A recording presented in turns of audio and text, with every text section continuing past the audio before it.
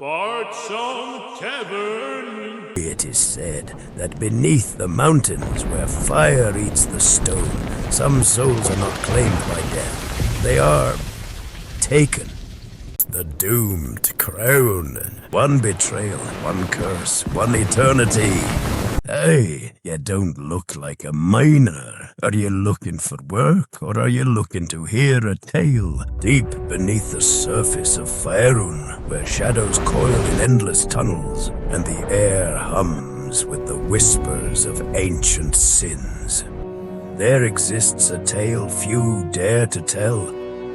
It is the story of Belkram, the undead dwarf of Clan Melairkyn, doomed to wander the dark corridors of his shattered homeland, bound by an oath that death itself could not break.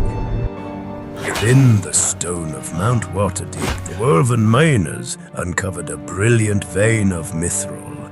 The discovery drew the Melairkyn deeper into the mountain, where they carved the fortress of Melairbode from the living rock.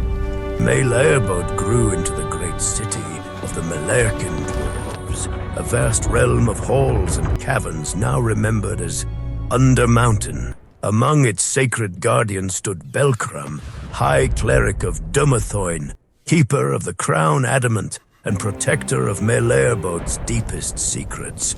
The crown, a relic of power and ancient lineage, had once been placed upon the brow of King Malair the First by Belkram himself. But when Melairbode fell, when the drow raiders of House Tanorthal overran the last dwarven strongholds, Belkram, desperate for an end to his burden, did the unthinkable. The dwarves fought valiantly, the clang of battle hammers, the roar of battle cries, and the crackling of enchanted runes filled the once hallowed halls. For every dwarven fortress that fell, the Melairkyn answered with the strength of the mountain itself. New tunnels were carved through unyielding rock, deeper and stronger than those before, their defenses reforged within the living stone. Day and night the mine shafts thundered with their labor, but the drow were patient. For centuries they bled the dwarves dry, whispering lies into the ears of traitors and striking from the shadows with poisoned daggers and wicked spells. We held the tunnels, stone by stone, but the drow, they never stopped coming. Belkram, once steadfast, began to despair. His once unshakable faith in Dumathoin wavered beneath the weight of endless war and suffering. Is this what ye ask of me, Dumathoin? To watch me can die? To see me homeland crumble while I guard a relic that can do naught to save 'em? Silence, not even the whisper of stone answered. Ye left us, Dumathoin, or did we just delude ourselves into thinking ye ever cared? In that moment of anger, something inside him broke. That night, he made his way through the blood-stained corridors, past the fallen defenders, and entered the deepest vault of Melairbode. Before him, hidden in a secret chamber known only to the highest priests, lay the Crown Adamant. If the war was lost, what purpose did the crown serve? He made his way to the drow emissaries, hooded figures who waited in the darkness like patient spiders. I bring ye a bargain. Take the damn crown. Leave the rest of me kin in peace. The drow smiled wicked, knowing they accepted his offering, but peace was not in their nature.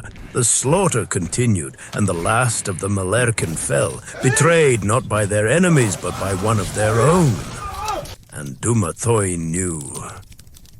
The punishment was swift and cruel. When Belkram tried to escape the ruin of his homeland, his body froze, his limbs seized, and his very soul ignited with divine wrath.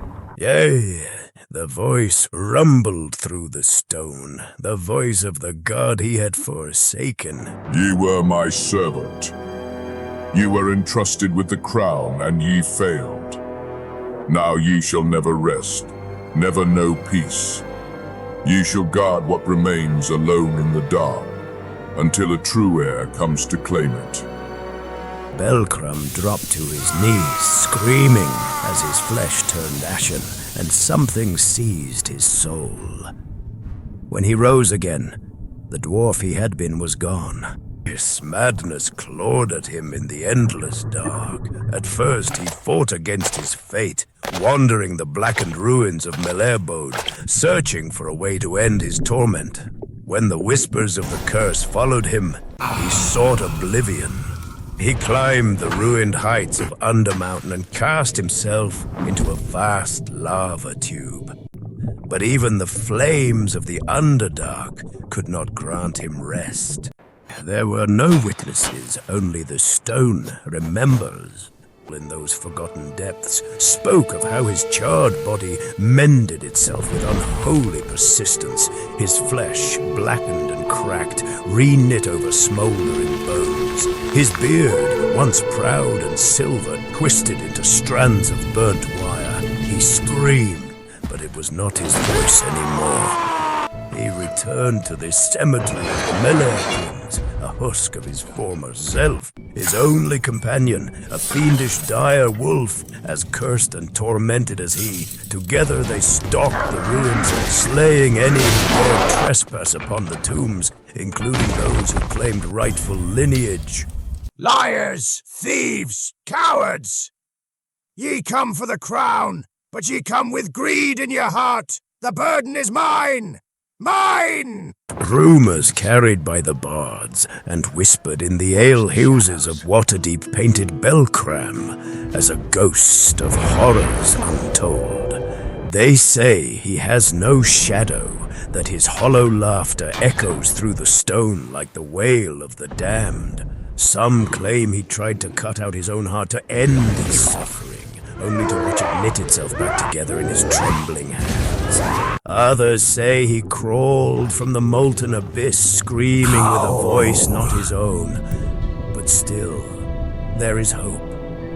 It is said that should a true heir of Melairkyn place the Crown Adamant upon their head, the curse will be lifted, and Belkram will finally find the peace he so desperately craves.